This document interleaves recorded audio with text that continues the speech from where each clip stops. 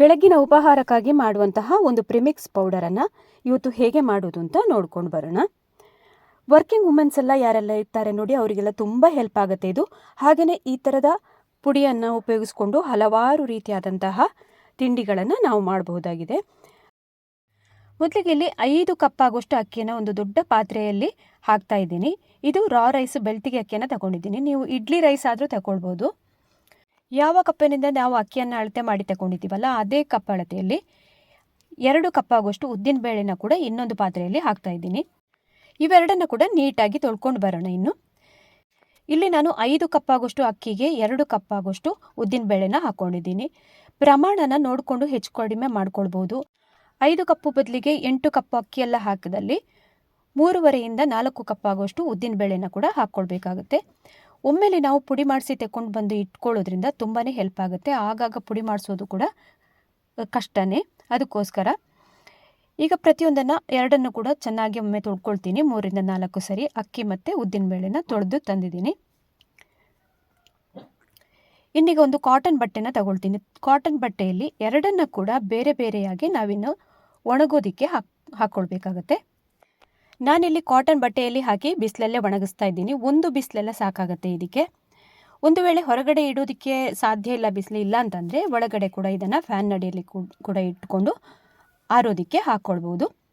ಹೀಗೆ ಆರೋದಕ್ಕೆ ಹಾಕಿದಾಗ ಸ್ವಲ್ಪ ತೇವಾಂಶ ಎಲ್ಲ ಇದೆ ಅಂತಂದಾಗ ಸ್ವಲ್ಪ ಹೂ ಬೆಚ್ಚಗೆ ಮಾಡ್ಕೊಳ್ಬೇಕಾಗುತ್ತೆ. ಸ್ಟವ್ವಲ್ಲಿ ಇಟ್ಕೊಂಡು ಬಾಣಲಿಯಲ್ಲಿ ಹಾಕಿ ಬಿಸಿ ಮಾಡಿದಾಗ ತೇವಾಂಶ ಎಲ್ಲ ಹೋಗುವಷ್ಟರ ಮಟ್ಟಿಗೆ ನಾವು ಇದನ್ನು ಬಿಸಿ ಮಾಡಿಕೊಳ್ಬೇಕು. ಆ ನಂತರ ಇದನ್ನು ಪುಡಿ ಮಾಡ್ಕೊಳ್ಳೋದಕ್ಕೆ ಕೊಡ್ಬೋದು. ಮಿಲ್ಲಿಗಾದರೂ ಹಾಕ್ಬೋದು ಅಥವಾ ಮಿಕ್ಸಿಯಲ್ಲಾದರೂ ಇದನ್ನು ಪುಡಿ ಮಾಡ್ಕೊಳ್ಳೋದಕ್ಕೆ ಬರುತ್ತೆ.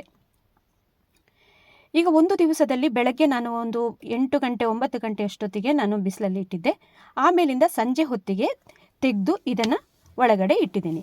ಒಂದು ದಿವಸ ಸಾಕಾಗುತ್ತೆ.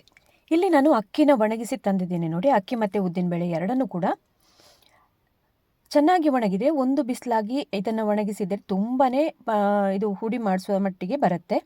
ಉದ್ದಿನಬೇಳೆನೂ ಕೂಡ ಹಾಗೆಯೇ ಚೆನ್ನಾಗಿ ಒಣಗಿ ಸಿಕ್ಕಿದೆ ನನಗೆ. ಇನ್ನೀಗ ಇದಕ್ಕೆ ಏನೆಲ್ಲ ಹಾಕಬೇಕು ಅಂತ ನೋಡೋಣ. ಇಲ್ಲಿ ಮಂಡಕ್ಕಿನ 1 ಕಪ್ ಆಗುವಷ್ಟು ತಗೊಂಡಿದ್ದೀನಿ. ಅದನ್ನು ಸ್ವಲ್ಪ ಹೂ ಬೆಚ್ಚಗೆ ಮಾಡ್ಕೊಳ್ತಾ ಇದ್ದೀನಿ ಬಾಣಲಿಯಲ್ಲಿ. ಈ ದೋಸೆ ಮತ್ತು ಇಡ್ಲಿ ಎಲ್ಲ ಮಾಡಬೇಕಾದ್ರೆ ಸ್ವಲ್ಪ ಫ್ಲಫಿಯಾಗಿ ಬರಬೇಕು, ಉಬ್ಬಿಕೊಂಡು ಬರಬೇಕು ಅಂತಂದರೆ ಇದನ್ನು ಹಾಕ್ಕೊಳ್ಬೇಕು. ಸ್ವಲ್ಪ ಹೂ ಬೆಚ್ಚಗೆ ಮಾಡಿ ತೆಗೆದ್ರೆ ಸಾಕು. ಇನ್ನು ನೋಡಿ, ಮಂಡಕ್ಕಿನ ಹುರಿದು ತೆಗೆದುಕೊಂಡಿದ್ದೀನಿ. ಇನ್ನು ಅದೇ ಬಾಣಲಿನ ತಗೊಂಡು ಅದಕ್ಕೆ 1 ಕಪ್ ಆಗುವಷ್ಟು ಅವಲಕ್ಕಿನ ಕೂಡ ತಗೊಂಡು ಅದನ್ನು ಕೂಡ ಸೇಮ್ ನಾವು ಯಾವ ಥರ ಮಂಡಕ್ಕಿನ ಹುರ್ಕೊಂಡಿದ್ದೀವಲ್ಲ ಸ್ವಲ್ಪ ಹೂ ಬೆಚ್ಚಗೆ ಮಾಡಿದರೆ ಸಾಕಾಗತ್ತೆ. ಇನ್ನು ಈ ಉದ್ದಿನ ಬೇಳೆನ ಜೊತೆಗೆ ನಾವಾಗಲೇ ಬಿಸಿಲಿಗೆ ಒಣಗಿಸಿದಂತಹ ಅಕ್ಕಿ ಇದೆಯಲ್ಲ ಅದು ಎರಡನ್ನು ಮಿಕ್ಸ್ ಮಾಡ್ಕೊಳ್ಬೇಕೀಗ. ಇನ್ನು ಹುರಿದಿಟ್ಟಂತಹ ಅವಲಕ್ಕಿ ಆಮೇಲಿಂದ ಮಂಡಕ್ಕಿನ ಕೂಡ ಇದರ ಜೊತೆಗೇ ಹಾಕ್ಕೊಳ್ಬೇಕು.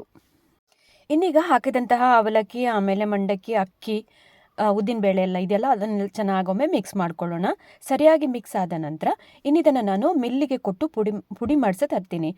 ನೀವು ಬೇಕು ಅಂತಂದರೆ ಮನೆಯಲ್ಲೇ ಕೂಡ ಮಿಕ್ಸಿಯಲ್ಲಿ ಹಾಕಿ ಪುಡಿ ಮಾಡ್ಕೊಳ್ಬೋದು. ಅದನ್ನು ಸ್ವಲ್ಪ ಜರಡಿ ಹಿಡ್ಕೊಳ್ಬೇಕಾಗುತ್ತೆ. ಅದರಲ್ಲಿ ತೆರೆಯಾಗಿ ಎಲ್ಲ ಬಂದರೆ ಎಲ್ಲ ತುಂಬ ದೋಸೆಗೆಲ್ಲ ಕಷ್ಟ ಆಗುತ್ತೆ. ಅದಕ್ಕೋಸ್ಕರ ನಾನು ಮಿಲ್ಲಿಗೆ ಕೊಟ್ಟು ಪುಡಿ ಮಾಡಿಸ್ತೀನಿ. ಕ್ವಾಂಟಿಟಿ ಕೂಡ ಜಾಸ್ತಿ ನಾವು ಪ್ರಮಾಣದಲ್ಲಿ ತಗೊಳ್ಳೋದ್ರಿಂದ ಮಿಲ್ಲಿಗೆ ಕೊಡೋದ್ರಿಂದ ತುಂಬಾ ಒಳ್ಳೆಯದು. ನೋಡಿ, ನಾನಿಲ್ಲೀಗ ಮಿಲ್ಲಿಗೆ ಕೊಟ್ಟ ನಂತರ ಪುಡಿ ಮಾಡಿಸಿ ತಗೊಂಡು ಬಂದದನ್ನು ತೋರಿಸ್ತಾ ಇದ್ದೀನಿ. ಇದನ್ನು ಈ ಥರ ಮಿಲ್ಲಿಗೆ ಕೊಟ್ಟು ಪುಡಿ ಮಾಡಿಸೋದ್ರಿಂದ ತುಂಬಾ ಹೆಲ್ಪ್ ಆಗುತ್ತೆ. ನಮಗೆ ಕೆಲಸ ತುಂಬ ಸುಲಭ ಆಗುತ್ತೆ. ನಾವೇ ಮನೆಯಲ್ಲೇ ಮಿಕ್ಸಿಯಲ್ಲಿ ಗ್ರೈಂಡ್ ಮಾಡಿ ಇದನ್ನು ಮಾಡೋದು ಅಂತಾದರೆ ತುಂಬ ಕೆಲಸ ಆಗುತ್ತೆ. ಅದನ್ನು ಇದು ಜರಡಿ ಹಿಡ್ಕೊಳ್ಬೇಕು, ಆಮೇಲಿಂದ ಹರಳೆಲ್ಲ ಬರುತ್ತಲ್ಲ, ತುಂಬ ಕಷ್ಟ ಅದು. ಅದಕ್ಕೋಸ್ಕರ ಮಿಲ್ಲಿಗೆ ನಾನು ಈ ಥರ ಕೊಟ್ಟಿದ್ದೀನಿ. ಈಗ ನೋಡಿ, ನಾವು ಮಿಲ್ಲಿಂದ ತಂದ ನಂತರ ತುಂಬ ಬಿಸಿ ಬಿಸಿಯಾಗಿರುತ್ತೆ. ಇದನ್ನು ಸ್ವಲ್ಪ ಆರೋದಕ್ಕೆ ಹಾಕ್ಕೊಳ್ಬೇಕು. ನಾನಿಲ್ಲಿ ದೊಡ್ಡ ಪಾತ್ರೆಯನ್ನು ತಗೊಂಡಿದ್ದೀನಿ. ಅದನ್ನು ಪಾತ್ರೆಯಲ್ಲಿ ಹಾಕಿ ಒಂದು 5ರಿಂದ 10 ನಿಮಿಷ ಅಥವಾ ಹೀಗೇ ಅರ್ಧ ಗಂಟೆ ಎಲ್ಲ ಹಾಗೇ ಬಿಟ್ಟರೆ ಸ್ವಲ್ಪ ಕೂಲ್ ಆಗುತ್ತೆ, ಚೆನ್ನಾಗಾಗುತ್ತೆ. ಕೂಲ್ ಆದ ನಂತರ ಡಬ್ಬದಲ್ಲಿ ಎಲ್ಲ ಹಾಕಿ ನಾವು ಸ್ಟೋರ್ ಮಾಡಿ ಇಟ್ಕೊಳ್ಬೋದು ಅಥವಾ ಫ್ರಿಜ್ಜಲ್ಲೂ ಕೂಡ ಹಾಗೆಯೇ ಇಟ್ಕೊಳ್ಬಹುದಾಗಿದೆ. 1 ತಿಂಗಳ ತನಕನೂ ಹಾಗೆಯೇ ಇಟ್ಕೊಳ್ಬೋದು. ಬೇಕಾದಾಗ ನಾವು ಇದನ್ನು ಯೂಸ್ ಮಾಡ್ಕೊಳ್ಬೋದು. ಮೊದಲಿಗೆ ನಾನಿಲ್ಲಿ ಇನ್ಸ್ಟಂಟಾಗಿ ದೋಸೆನ ಯಾವ ಥರ ಪ್ರಿಪೇರ್ ಮಾಡೋದು ಇದೇ ಹಿಟ್ಟಿನಿಂದ ಅಂತ ತೋರಿಸ್ಕೊಡ್ತಾ ಇದ್ದೀನಿ. ಮೊದಲಿಗೆ ಒಂದು ಮಿಕ್ಸಿಂಗ್ ಬೌಲನ್ನು ತಗೊಂಡಿದ್ದೀನಿ. ಆ ಮಿಕ್ಸಿಂಗ್ ಬೌಲಿಗೆ ಯಾವ ಥರದ ಮೆಷರ್ಮೆಂಟ್ ಕಪ್ಪಿಂದ ಕೂಡ ಇದನ್ನು ಅಳತೆ ಮಾಡಿ ತಗೊಳ್ಬೋದು. ಮಾಮೂಲಿ ನಾವು ಗೋಧಿ ದೋಸೆ ಆಗಲಿ ಅಥವಾ ರಾಗಿ ದೋಸೆ ಎಲ್ಲ ಮಾಡ್ತೀವಲ್ಲ, ಹಿಟ್ಟನ್ನೆಲ್ಲ ಕಲಿಸ್ತೀವಲ್ಲ ಇನ್ಸ್ಟಂಟಾಗಿ, ಅದೇ ಥರನೇ ಇದನ್ನು ಕೂಡ ಮಾಡ್ಬೋದು. ಇನ್ನೀಗ ನಾನಿಲ್ಲಿ 1 ಕಪ್ ಆಗೋಷ್ಟು ಈ ಪ್ರಿಮಿಕ್ಸ್ ಪೌಡ್ರನ್ನು ತಗೊಳ್ತಾ ಇದ್ದೀನಿ. 1 ಕಪ್ ಆಗೋಷ್ಟು ಪ್ರಿಮಿಕ್ಸ್ ಪೌಡ್ರಿಗೆ ನೀರನ್ನು ನೋಡಿಕೊಂಡು ಹಾಕ್ಕೊಳ್ತಾ ಇದ್ದೀನಿ. ತುಂಬ ನೀರು ಕೂಡ ಮಾಡ್ಕೊಳ್ಬಾರ್ದು. ನಾನು ಆಗಲೇ ಹೇಳಿದಂತೆ ರಾಗಿ ಹುಡಿದು ದೋಸೆ ಎಲ್ಲ ಮಾಡಿದಾಗ ನೀರನ್ನೆಲ್ಲ ಮಾಡ್ಕೊಳ್ತೀವಲ್ಲ, ಅದೇ ಕನ್ಸಿಸ್ಟೆನ್ಸಿಯಲ್ಲಿ ಇದನ್ನು ಕೂಡ ಮಾಡಿಕೊಂಡ್ರೆ ಆಯಿತು. ತುಂಬ ದೊಡ್ಡ ಅಳತೆ ಏನೂ ಬೇಕಾಗಿಲ್ಲ. ಹೀಗೆ ನೋಡಿಕೊಂಡು ಹಾಕ್ತಾ ಕಲಿಸ್ತಾ ಬನ್ನಿ. ನಾನಿಲ್ಲಿ ತಗೊಂಡಂತಹ 1 ಕಪ್ಪು ಕ್ವಾಂಟಿಟಿ ಪ್ರಿಮಿಕ್ಸ್ ಪೌಡರಿಗೆ 2.5ರಿಂದ 3 ಕಪ್ ಆಗೋಷ್ಟು ನೀರನ್ನು ಹಾಕ್ಕೊಂಡಿದ್ದೀನಿ. ಈ ಥರ ಕನ್ಸಿಸ್ಟೆನ್ಸಿಯಲ್ಲಿ ಕಲಿಸ್ಕೊಂಡಿದ್ದೀನಿ. ದೋಸೆ ಹಿಟ್ಟು ನಾವು ಬಾಕಿ ಮಾಮೂಲಿ ಎಲ್ಲ ಮಾಡ್ತೀವಲ್ಲ, ಅದೇ ಥರನೇ ಇದನ್ನು ಕೂಡ ಮಾಡಿದ್ರಾಯಿತು. ಇನ್ನು ಇನ್ಸ್ಟಂಟಾಗಿ ದೋಸೆನ ಕಾವಲಿಯಲ್ಲಿ ಮಾಡ್ಕೊಳ್ಳೋಣ. ನಾನ್ ಸ್ಟಿಕ್ ಪ್ಯಾನ್ ಆದರೂ ಯೂಸ್ ಮಾಡ್ಬೋದು ಅಥವಾ ಕಬ್ಬಿಣದ ಕಾವಲಿ ಆದರೂ ನೀವು ಇದಕ್ಕೆ ಯೂಸ್ ಮಾಡ್ಬೋದು. ಇನ್ನು ಬೆಳಗ್ಗಿನ ಹೊತ್ತು ತುಂಬ ಬ್ಯುಸಿ ಇರುವಾಗೆಲ್ಲ ವರ್ಕಿಂಗ್ ವುಮೆನ್ ಎಲ್ಲ ಯಾರೆಲ್ಲ ಇರ್ತಾರೆ ನೋಡಿ, ಅವರಿಗೆಲ್ಲ ತುಂಬ ವರದಾನವಾಗಿದೆ ಇದು. ಈ ಥರದ ಪ್ರಿಮಿಕ್ಸ್ ಪೌಡ್ರನ್ನು ಮನೆಯಲ್ಲಿ ಮಾಡಿ ಇಟ್ಕೊಂಡ್ರೆ ತಿಂಗಳುಗಟ್ಟಲೆಲ್ಲ ಇದನ್ನು ಫ್ರಿಜ್ಜಲ್ಲಿ ಕೂಡ ಸ್ಟೋರ್ ಮಾಡಿ ಇಟ್ಕೊಳ್ಬೋದು. ಇಲ್ಲೀಗ ನಾನು ಅದರ ಮೇಲಿಂದ ತುಪ್ಪನ ಹಾಕ್ತಾ ಇದ್ದೀನಿ. ದೋಸೆ ಇನ್ಸ್ಟಂಟಾಗಿ ಮಾಡುವಂತಹ ದೋಸೆ ಕೂಡ ರೆಡಿ ಮಾಡಿದ್ದಾಯಿತು. ಇನ್ನು ಇನ್ಸ್ಟಂಟಾಗಿ ದೋಸೆ ಮಾಡಿ ಆದ ನಂತರ ನಾವೀಗ ಮಾರನೇ ದಿವಸದಲ್ಲಿ ಇಡ್ಲಿ ಅಥವಾ ದೋಸೆ ಪಡ್ಡು ಎಲ್ಲ ಮಾಡಬೇಕಾದ್ರೆ ಹಿಟ್ಟನ್ನು ಯಾವ ಥರ ರೆಡಿ ಮಾಡಿಕೊಂಡು ಮುಂಚಿನ ದಿವಸವೇ ಇಟ್ಕೊಳ್ಬೇಕು ಅಂತ ತೋರಿಸ್ಕೊಡ್ತಾ ಇದ್ದೀನಿ. ಯಾವ ಪ್ರಮಾಣದಲ್ಲಿ ನೀವು ಕಪ್ಪಳತೆಯಲ್ಲಿ ತಗೊಳ್ತಿರೋ ಅದಕ್ಕೆ ಸರಿಯಾಗಿ ಪಾತ್ರೆಯನ್ನು ಕೂಡ ತಗೊಳ್ಬೇಕಾಗತ್ತೆ. ಹಿಟ್ಟು ಹುಳಿ ಬಂದಾಗ ಮೇಲೆ ಹೊರಗಡೆ ಎಲ್ಲ ಚೆಲ್ಲದೇ ಇರೋ ಥರ ಅಷ್ಟು ದೊಡ್ಡ ಪಾತ್ರೆಯನ್ನು ತಗೊಂಡಿರಬೇಕು. ಇಲ್ಲಿ ನಾನು 3 ಕಪ್ ಆಗೋಷ್ಟು ಪ್ರಿಮಿಕ್ಸ್ ಪೌಡರನ್ನು ಹಾಕ್ತಾ ಇದ್ದೀನಿ ಒಂದು ಪಾತ್ರೆಯಲ್ಲಿ. ಅದಕ್ಕೆ ಇನ್ನೀಗ ನೀರನ್ನು ಹಾಕ್ಕೊಂಡು ಮಿಕ್ಸ್ ಮಾಡ್ತೀನಿ. ಇಡ್ಲಿ ಹಿಟ್ಟೆಲ್ಲ ನಾವು ಯಾವ ಹದಕ್ಕೆ ಕಲಿಸ್ತೀವಲ್ಲ ಅದೇ ಥರದ ಕನ್ಸಿಸ್ಟೆನ್ಸಿಯಲ್ಲಿ ಇದನ್ನು ಕೂಡ ತಂದಿರಬೇಕು. ಪ್ರಮಾಣ ಅಂದಾಜು ನೋಡಿಕೊಂಡು ನೀವು ಯಾವ ಕಪ್ಪಲ್ಲಿ ನೀವು ಹಿಟ್ಟನ್ನು ತಗೊಳ್ತಿರ್ತೀರಲ್ಲ ಅದೇ ಕಪ್ಪಳತೆಯಿಂದ ನೀರನ್ನು ಹಾಕ್ಕೊಂಡು ಬಂದು ಇಡ್ಲಿ ಹಿಟ್ಟಿನ ಹದಕ್ಕೆ ನಾವು ಇದನ್ನು ಕಲಸಿ ಇಡಬೇಕು. ಉಪ್ಪನ್ನು ಮಾರನೇ ದಿವಸ ಹಾಕಿದ್ರೆ ಆಯಿತು. ಇವಾಗಲೇ ಹಾಕೋದ್ರಿಂದ ತುಂಬ ಹುಳಿ ಬಂದು ಹಿಟ್ಟೆಲ್ಲ ವೇಸ್ಟ್ ಆಗುತ್ತೆ ಹೊರಗಡೆ ಚೆಲ್ಲಿ. ಈಗ ಇದನ್ನು ನೋಡಿ, ಹಿಟ್ಟೆಲ್ಲ ಕಲಸಿ ಆಯಿತು ಅಂದಾಗ ಇದನ್ನು ಹೀಗೇ ಹುಳಿ ಬರೋದಕ್ಕೆ ಇಡೋಣ. ಫರ್ಮೆಂಟ್ ಆಗೋದಕ್ಕೆ ಬಿಡಬೇಕು. 8ರಿಂದ 10 ಗಂಟೆ ಎಲ್ಲ ಹಿಡಿಯುತ್ತೆ. ಈಗ ನೋಡಿ, ನಾನು ಮಾರನೇ ದಿವಸ ತೋರಿಸ್ತಾ ಇದ್ದೀನಿ ಯಾವ ಥರ ಹಿಟ್ಟು ರೆಡಿಯಾಗಿ ಬಂದಿದೆ ಅಂತ. ಒಂದ್ಸರಿ ನೋಡೋಣ.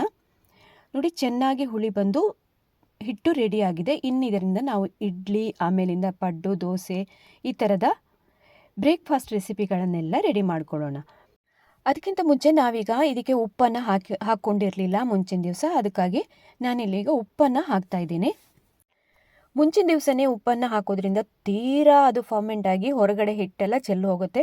ಅದಕ್ಕೋಸ್ಕರ ಮಾರನೇ ದಿವಸ ನಾವು ಯಾವಾಗ ಪ್ರಿಪೇರ್ ಮಾಡ್ಕೊಳ್ತೀವಿ ಅಲ್ಲ, ಇಡ್ಲಿ ಆಮೇಲೆ ದೋಸೆ ಎಲ್ಲ ರೆಡಿ ಮಾಡ್ಕೊಳ್ತೀವಲ್ಲ, ಅದಕ್ಕಿಂತ ಸ್ವಲ್ಪ ಮುಂಚೆ ಹಾಕಿದ್ರೆ ಆಯಿತು ಉಪ್ಪು ಕೂಡ. ಈಗ ನಾನಿಲ್ಲಿ ಇಡ್ಲಿಗೆ ಪ್ರಿಪೇರ್ ಮಾಡ್ಕೊಳ್ತಾ ಇದ್ದೀನಿ. ಈ ಥರದ ಕಪ್ಪುಗಳನ್ನು ತಗೊಂಡಿದ್ದೀನಿ. ನೀವು ಹೇಗೆ ಬೇಕಾದರೂ ಮಾಡ್ಕೊಳ್ಬೋದು. ಬಾಳೆ ಎಲೆಯಲ್ಲಿ ಹಾಕಿ ಮೂಡೆ ಥರ ಹಾಗೆ ಕೂಡ ಈ ಹಿಟ್ಟಿಂದ ಮಾಡ್ಕೊಳ್ಬೋದು. ಹಿಟ್ಟೆಲ್ಲ ಹಾಕಿ ಆದ ನಂತರ ನಾನಿಲ್ಲಿ ಸ್ಟೀಮರನ್ನು ತಗೊಂಡಿದ್ದೀನಿ. ನೀವು ಇಡ್ಲಿ ಪಾತ್ರೆಯನ್ನೆಲ್ಲಾದರೂ ಇದನ್ನು ಬೇಯೋದಕ್ಕೆ ಇಡ್ಬೋದು. ಜಸ್ಟ್ ಒಂದು 20 ನಿಮಿಷ ಹಾಗೇ ಬೆಂದರೆ ಸಾಕಿದು. ಇಡ್ಲಿ ಬೇಯುವಷ್ಟು ಹೊತ್ತಲ್ಲಿ ನಾವು ಬಾಕಿ ಇರುವಂತಹ ಐಟಮ್ಗೆಲ್ಲ ಬ್ರೇಕ್ಫಾಸ್ಟ್ ರೆಸಿಪಿಗೆಲ್ಲ ರೆಡಿ ಮಾಡ್ಕೊಳ್ಳೋಣ. ಇಲ್ಲಿ ನಾನು ಉತ್ತಪ್ಪಂ ಆಮೇಲಿಂದ ಪಡ್ಡು ಮಾಡ್ಕೊಳ್ಳೋದಕ್ಕೆ ಎಲ್ಲ ತಯಾರಿನ ಮಾಡ್ಕೊಳ್ತಾ ಇದ್ದೀನಿ. ಕರಿಬೇವು ಸೊಪ್ಪು, ಆಮೇಲಿಂದ ಕ್ಯಾರೆಟ್, ಈರುಳ್ಳಿ, ಹಸಿಮೆಣಸು, ಟೊಮೆಟೊ, ಆಮೇಲಿಂದ ಮುಳ್ಳು ಸೌತೆ ಎಲ್ಲ ತಗೊಂಡಿದ್ದೀನಿ. ಇವೆಲ್ಲವನ್ನು ಸಣ್ಣಕ್ಕೆ ಹೆಚ್ಚಿಕೊಂಡು ತರಬೇಕು. ಮುಳ್ಳು ಸೌತೆ ಆಮೇಲೆ ಕರಿಬೇವು ಇವೆಲ್ಲವನ್ನು ಪಡ್ಡುಗೆ ಹಾಕ್ಕೊಳ್ತೀವಿ. ಹೆಚ್ಚಿಟ್ಟಂತಹ ತರಕಾರಿಗಳನ್ನೆಲ್ಲ ಸೈಡಲ್ಲಿ ಇಡೋಣ. ಇಲ್ಲೀಗ ನಾನು ಪಡ್ಡು ಮಾಡ್ಕೊಳ್ಳೋದಕ್ಕೆ ಎಲ್ಲ ಪ್ರಿಪೇರ್ ಮಾಡ್ಕೊಳ್ತಾ ಇದ್ದೀನಿ. ನೀವು ಕ್ವಾಂಟಿಟಿ ಎಷ್ಟು ಬೇಕೋ ಹಿಟ್ಟನ್ನು ಅಷ್ಟನ್ನು ಹಾಕ್ಕೊಳ್ಳಿ. ನಾವಾಗಲೇ ಇಡ್ಲಿ ಹಿಟ್ಟನ್ನು ಬೇಯೋದಕ್ಕೆ ಇಟ್ಟಿದ್ದೀವಲ್ಲ ಅದೇ ಹಿಟ್ಟನ್ನೇ ಹಾಕ್ತಾ ಇದ್ದೀನಿ. ಸ್ವಲ್ಪ ಅಷ್ಟೇ ಮುಳ್ಳು ಸೌತೆನ ತೊಗೊಂಡಿದ್ದೀನಿ. ಆಮೇಲಿಂದ ಕರಿಬೇವನ್ನು ಹಾಕ್ಕೊಂಡಿದ್ದೀನಿ. ಹಸಿಮೆಣಸು ಸ್ವಲ್ಪ, ಆಮೇಲಿಂದ ಹಸಿ ಶುಂಠಿಯನ್ನು ಕೂಡ ಇದಕ್ಕೆ ಹಾಕ್ಕೊಳ್ತೀನಿ. ಇನ್ನು ಚೆನ್ನಾಗೊಮ್ಮೆ ಮಿಕ್ಸ್ ಮಾಡ್ಕೊಳ್ಳೋಣ. ನೀವು ಬೇಕಿದ್ರೆ ಇದಕ್ಕೆ ಈರುಳ್ಳಿಯನ್ನು ಕೂಡ ಆ್ಯಡ್ ಮಾಡ್ಕೊಳ್ಬೋದು ಬೇಕು ಅನ್ನೋರು. ಆಗಲೇ ನಾವು ಉಪ್ಪನ್ನು ಇಡ್ಲಿಗೆ ಹಾಕ್ಕೊಂಡಿದ್ದೀವಿ, ಹಾಗಾಗಿ ನೋಡಿಕೊಂಡು ನೀವು ಇದಕ್ಕೆ ಹಾಕ್ಕೊಳ್ಳಿ. ಪಡ್ಡು ಮಾಡ್ಕೊಳ್ಬೇಕಾರೆಲ್ಲ ಸ್ವಲ್ಪ ಉಪ್ಪು ಜಾಸ್ತಿ ಹಾಕಿದರೆ ಒಳ್ಳೆಯದಾಗತ್ತೆ. ಈಗ ಚೆನ್ನಾಗಿ ಮಿಕ್ಸ್ ಮಾಡ್ಕೊಳ್ಳೋಣ. ಈಗಾಗಲೇ ಇಡ್ಲಿ ಕೂಡ ಬೆಂದಿದೆ. 20 ನಿಮಿಷ 25 ನಿಮಿಷ ನಾನು ಹಾಗೇ ಬಿಟ್ಟಿದ್ದೆ. ಇಡ್ಲಿನ ಹೊರಗಡೆ ತೆಗಿತಾ ಇದ್ದೀನಿ ನೋಡಿ, ತುಂಬಾ ಚೆನ್ನಾಗಿ ಬರುತ್ತೆ ಇಡ್ಲಿ ಕೂಡ. ಈಗ ಪಡ್ಡನ್ನು ಪ್ರಿಪೇರ್ ಮಾಡ್ಕೊಳ್ಳೋಣ. ಅದಕ್ಕೆ ನಾನು ಸ್ಟವ್ ಮೇಲೆ ಇಟ್ಟಿದ್ದೀನಿ ನೋಡಿ ಪ್ಯಾನನ್ನು ಆಲ್ರೆಡಿ. ಯಾವ ರೀತಿ ನಾವು ಬಾಕಿ ಎಲ್ಲ ಪಡ್ಡನ್ನ ಮಾಡ್ಕೊಳ್ತೀವಲ್ಲ ಅದೇ ಥರನೇ ಇದನ್ನು ಕೂಡ ಮಾಡ್ತಾ ಬಂದರೆ ಆಯಿತು. ಇಲ್ಲಿ ಪಡ್ಡು ಮಾಡೋದಕ್ಕೆ ಕಬ್ಬಿಣದ್ದನ್ನು ನಾನು ಉಪಯೋಗಿಸ್ತಾ ಇದ್ದೀನಿ. ನಾನ್ ಸ್ಟಿಕ್ಕಲ್ಲಿ ಕೂಡ ಇದನ್ನು ಮಾಡ್ಬೋದಾಗಿದೆ. ನಾರ್ಮಲಿ ಈ ಥರದ್ರಲ್ಲಿ ಬಹಳನೇ ಕಷ್ಟ ಎಬ್ಬಿಸೋದು. ಕಬ್ಬಿಣದ್ರಲ್ಲಿ ಎಣ್ಣೆ ಎಲ್ಲ ಹಚ್ಚಿ ನಾವು ಇದನ್ನು ಮೊದಲೇ ರೆಡಿ ಮಾಡಿ ಇಟ್ಟಿರಬೇಕಾಗುತ್ತೆ. ನಾನ್ ಸ್ಟಿಕ್ಕಲ್ಲಿ ತುಂಬಾ ಬಹಳ ಬೇಗನೆ ಎದ್ದು ಬರುತ್ತೆ. ಪಡ್ಡು ಕೂಡ ರೆಡಿ ಮಾಡಿದ್ದಾಯಿತು. ನಾನಿನ್ನು ಇನ್ನೊಂದು ಸೈಜಿಂದ ಪಡ್ಡನ್ನು ಯಾವ ಥರ ರೆಡಿ ಮಾಡೋದು ಅಂತ ತೋರಿಸ್ಕೊಡ್ತಾ ಇದ್ದೀನಿ. ಇಲ್ಲಿ ಒಂದು ಸಣ್ಣ ಬಾಣಲಿನ ತಗೊಂಡಿದ್ದೀನಿ. ಅದರಲ್ಲಿ ನೋಡಿ ಎಣ್ಣೆನ ಹಾಕ್ಕೊಂಡು ಅದರ ಮೇಲೆ ಕೂಡ ನಾನೀಗ ಮಾಡೋದನ್ನು ತೋರಿಸ್ತಾ ಇದ್ದೀನಿ. ಸ್ವಲ್ಪ ದೊಡ್ಡ ಸೈಜಲ್ಲಿ ಮಾಡಿದರೆ ತುಂಬಾ ಚೆನ್ನಾಗಿರುತ್ತೆ. ಅದು ಕೂಡ ಜಸ್ಟ್ ಒಂದು ಸೈಜಲ್ಲಿ ಒಂಚೂರು ಡಿಫರೆನ್ಸ್ ಅಷ್ಟೇ. ಇದು ದೊಡ್ಡಕ್ಕೆ ಬರುತ್ತೆ, ಅದೊಂದು ಸ್ವಲ್ಪ ನಾವು ಸಣ್ಣಕ್ಕೆ ಮಾಡ್ತೀವಿ ನೋಡಿ. ಈ ಥರದ ಸೈಜಲ್ಲಿ ದೊಡ್ಡಕ್ಕಾಗಿ ನಾನು 2 ಮಾಡ್ಕೊಂಡಿದ್ದೀನಿ. ಇನ್ನು ಬಾಕಿ ಉಳಿದಿರುವಂತಹ ಹಿಟ್ಟಿಂದ ನಾನೀಗ ಉತ್ತಪ್ಪಮ್ಮನ್ನು ಯಾವ ಥರ ಮಾಡೋದು ಅಂತ ತೋರಿಸ್ಕೊಡ್ತಾ ಇದ್ದೀನಿ. ಇಲ್ಲಿ ನೋಡಿ ಕಾವಲಿಯಲ್ಲಿ ಉದ್ದಿನ ದೋಸೆ ಥರನೇ ನಾವು ದಪ್ಪಕ್ಕೆ ಇದನ್ನು ಹಾಕ್ಕೊಂಡು ಅದರ ಮೇಲಿಂದ ಕ್ಯಾರೆಟ್, ಆಮೇಲೆ ಟೊಮೆಟೊ, ಈರುಳ್ಳಿ, ಕೊತ್ತಂಬರಿ ಸೊಪ್ಪು ಇವನ್ನೆಲ್ಲ ಉದುರಿಸ್ಬೇಕು. ಹಸಿಮೆಣಸು ಇದರ ಜೊತೆಗೇ ಹಾಕ್ಕೊಂಡ್ರೆ ಆಯಿತು. ಮೇಲಿಂದ ಹೀಗೆ ಹಾಕುವಾಗ ಕರಿಬೇವನ್ನು ಕೂಡ ನೀವು ಇದಕ್ಕೆ ಹಾಕ್ಕೊಳ್ಬೋದು. ನಿಮ್ಮ ಇಚ್ಛೆ ಅನುಸಾರ ಯಾವುದನ್ನು ಕೂಡ ತರಕಾರಿನ ಇದಕ್ಕೆ ಆ್ಯಡ್ ಮಾಡ್ಕೊಳ್ಬೋದು. ಸ್ವಲ್ಪ ಹೊತ್ತು ಹಾಗೆಯೇ ಮುಚ್ಚಿ ಇಟ್ಟು ಮತ್ತೆ ಅದನ್ನು ಉಲ್ಟಾ ಮಾಡಿ ಹಾಕಿದ ನಂತರ ಆಮೇಲೆ ಮತ್ತೆ ಬೇಯಿಸಬೇಕು 1-2 ನಿಮಿಷ. ಈಗ ಇಲ್ಲಿ ಮೀಡಿಯಮ್ ಊರಿನಲ್ಲೇ ಇಟ್ಕೊಂಡು ನಾನು ಇದನ್ನು ಮಾಡ್ತಾಯಿದ್ದೀನಿ. ಮೇಲಿಂದ ಸ್ವಲ್ಪ ಎಣ್ಣೆನ ಹಾಕ್ಕೊಳ್ಬೇಕು. ಎಣ್ಣೆ ಸ್ವಲ್ಪ ಅಲ್ಲ, ಒಂದು ಸ್ವಲ್ಪ 2-3 ಸ್ಪೂನ್ ಆದರೂ ಇದಕ್ಕೆ ಹಾಕ್ಕೊಳ್ಬೇಕಾಗತ್ತೆ. ನೋಡಿ ಉಲ್ಟಾ ಮಾಡಿ 1-2 ನಿಮಿಷ ಎಲ್ಲ ಹೀಗೇ ಬೇಯಿಸ್ತೀನಿ. ಉತ್ತಪ್ಪ ಮಾಡಿ ಆದ ನಂತರ ಒಂದು ತಟ್ಟೆಗೆ ತೆಗೆದು ಹಾಕ್ತಾ ಇದ್ದೀನಿ. ಇನ್ನೀಗ ಅದೇ ಕಾವಲಿ ಅಥವಾ ಅದೇ ತವಾನ ತಗೊಂಡು ಸೆಟ್ ದೋಸೆನ ಯಾವ ಥರ ಮಾಡೋದು ಅಂತ ನೋಡೋಣ. ಮಾಮೂಲಿ ನಾವು ಉದ್ದಿನ ಹಿಟ್ಟನ್ನೆಲ್ಲ ತಗೊಂಡು ಮಾಡ್ತೀವಲ್ಲ ಅದೇ ಥರನೇ ಇದನ್ನು ಕೂಡ ಮಾಡಿದ್ರೆ ಆಯಿತು. ಇದನ್ನು ಕೂಡ ಮುಚ್ಚಿ ಬೇಯಿಸಬೇಕು. ನಾವು ಆಗಲೇ ಉತ್ತಪ್ಪಂ ಬೇಯಿಸಿದ್ದೀವಲ್ಲ ಅದೇ ಥರನೇ ಇದನ್ನು ಕೂಡ ಬೇಯಿಸೋದು. ಮೇಲಿಂದ ನೀವು ಎಣ್ಣೆ ಅಥವಾ ತುಪ್ಪ ಯಾವುದನ್ನಾದರೂ ಹಾಕ್ಕೊಳ್ಬೋದು. ನಾರ್ಮಲಿ ನಾವು ಉದ್ದಿನಬೇಳೆ ಆಮೇಲೆ ಅಕ್ಕಿನೆಲ್ಲ ನೆನೆಸಿ ಮುಂಚಿನ ದಿವಸ ನೆನೆ ಹಾಕಿ ಎಲ್ಲ ರುಬ್ಬಿ ಇಟ್ಟು ಮಾಡ್ತೀವಲ್ಲ ಅದೇ ಥರನೇ ಇದು ಕೂಡ ದೋಸೆ ರೆಡಿಯಾಗಿ ಬರುತ್ತೆ ನಮಗೆ, ಸೆಟ್ ದೋಸೆ. ಇನ್ನೀಗ ಲಾಸ್ಟಲ್ಲಿ ನಾನು ಮಸಾಲೆ ದೋಸೆನ ಹೇಗೆ ಮಾಡೋದು ಅಂತ ತೋರಿಸ್ತಾ ಇದ್ದೀನಿ. ಮಾಮೂಲಿಯಾಗಿ ನಾವು ಮಸಾಲೆ ದೋಸೆನೆಲ್ಲ ಹೇಗೆ ಮಾಡ್ತೀವಲ್ಲ ಅದೇ ಥರನೇ ಇದನ್ನು ಕೂಡ ಮಾಡಿ ಕಡಿಮೆ ಉರಿಯಲ್ಲಿ ಇಟ್ಟುಕೊಂಡು ಇದನ್ನು ರೋಸ್ಟ್ ಮಾಡಿಕೊಳ್ಬೇಕು. ಆಮೇಲೆ ಮೇಲಿಂದ ತುಪ್ಪ ಅಥವಾ ಎಣ್ಣೆನ ಹಾಕಿದರೆ ಆಯಿತು. ನೀವು ಇದಕ್ಕೆ ಬೇಕಿದ್ದರೆ ಇನ್ನು ಆಲೂಗೆಡ್ಡೆ ಪಲ್ಯನ ಕೂಡ ಮೇಲಿಂದ ಹಾಕ್ಕೊಳ್ಬೋದು, ತುಂಬಾ ಚೆನ್ನಾಗಾಗುತ್ತೆ. ಆಮೇಲೆ ಕೆಂಪು ಚಟ್ನಿ ಕೂಡ ಪ್ರಿಪೇರ್ ಮಾಡಿದ್ದು ಇದೆ ಅಂತಂದರೆ ಹಾಗೆ ಕೂಡ ಇದನ್ನು ಹಾಕ್ಕೊಂಡು ಮಾಡ್ಬೋದು. ಇನ್ನು ಸೇಮ್ ಇದೇ ಹಿಟ್ಟನ್ನು ಉಪಯೋಗಿಸ್ಕೊಂಡು ವಡ ಕೂಡ ಮಾಡ್ಬೋದು, ತುಂಬಾ ಚೆನ್ನಾಗಿ ಬರುತ್ತೆ. ಅದು ಕೂಡ ಇನ್ಸ್ಟೆಂಟಾಗಿ ಮಾಡೋದಕ್ಕೆ ಬರುತ್ತೆ. ಇನ್ನೊಂದು ವಿಡಿಯೋದಲ್ಲಿ ಅದನ್ನು ಕೂಡ ನಾನು ನಿಮ್ಮ ಜೊತೆ ಶೇರ್ ಮಾಡ್ತೀನಿ. ಈಗ ಮಸಾಲೆ ದೋಸೆ ನೋಡಿ ರೆಡಿಯಾಗಿದೆ, ರೋಸ್ಟ್ ಆಗಿದೆ. ಇದನ್ನು ಕೂಡ ತೆಗಿತಾ ಇದ್ದೀನಿ ನಾನು. ಇಲ್ಲಿ ನಾನು ದೋಸೆಯನ್ನು ಮಾಡೋದಕ್ಕೆ ನಾನ್ ಸ್ಟಿಕ್ ತವಾನ ಬಳಸ್ತಾ ಇದ್ದೀನಿ. ನೀವು ಬೇಕಿದ್ರೆ ಕಬ್ಬಿಣದ ಕಾವಲಿಯನ್ನು ಕೂಡ ಇದನ್ನು ಮಾಡ್ಕೊಳ್ಬೋದು. ಪ್ರತಿಯೊಂದು ಬ್ರೇಕ್ಫಾಸ್ಟ್ ರೆಸಿಪಿಯನ್ನು ಕೂಡ ನಾವೀಗ ಪ್ರಿಪೇರ್ ಮಾಡಿದ್ದೀವಿ. ಇಡ್ಲಿ ಆಗಿರ್ಬೋದು, ಪಡ್ಡು 2 ರೀತಿಯಾಗಿ ಮಾಡಿದ್ದೀವಿ. ಪ್ರತಿಯೊಂದನ್ನು ಕೂಡ ನಾವೀಗ ನೋಡ್ತಾ ಬರೋಣ, ಹೇಗೆ ಬಂದಿದೆ ಅಂತ ನೋಡೋಣ. ಮೊದಲಿಗೆ ನಾನಿಲ್ಲಿ ಇಡ್ಲಿಯನ್ನು ಮಾಡಿರ್ತೀನಿ. ಆಮೇಲಿಂದ ಸಣ್ಣ ರೀತಿಯಾದಂತಹ ಪಡ್ಡನ್ನು ಮಾಡೋದು ಹೇಗೆ ಅಂತ ತೋರಿಸಿಕೊಟ್ಟಿದ್ದೀನಿ. ಇನ್ನು ದೊಡ್ಡ ಸೈಜಲ್ಲಿ ಬಾಣಲಿಯಲ್ಲಿ ಹಾಕಿ ನಾನು ಪಡ್ಡನ್ನು ಮಾಡಿದ್ದೆ, ಅದನ್ನು ಕೂಡ ಹಾಕ್ತಾ ಇದ್ದೀನಿ. ಈಗ ಪ್ರತಿಯೊಂದು ನಾವು ಹೇಗೆ ಪ್ರಿಪೇರ್ ಮಾಡ್ತೀವಲ್ಲ, ಇಡ್ಲಿ ಎಲ್ಲ ಮುಂಚಿನ ದಿವಸ ನೆನೆ ಹಾಕಿ ಮಾಡ್ತೀವಲ್ಲ, ದೋಸೆ ಆಗಿರಲಿ ಉತ್ತಪ್ಪಂ ಇರಲಿ, ಹೇಗೆ ಮಾಡ್ತೀವೋ ಅದೇ ಥರನೇ ಈ ಪ್ರಿಮಿಕ್ಸ್ ಪುಡಿಯಿಂದ ಕೂಡ ಅಷ್ಟೇ ಚೆನ್ನಾಗಿ ಬರುತ್ತೆ. ಒಂದ್ಸಲ ಮನೆಯಲ್ಲಿ ಟ್ರೈ ಮಾಡಿ ನೋಡಿ ಹೇಗೆ ಬಂತು ಅಂತ ತಿಳಿಸಿ ನನಗೆ.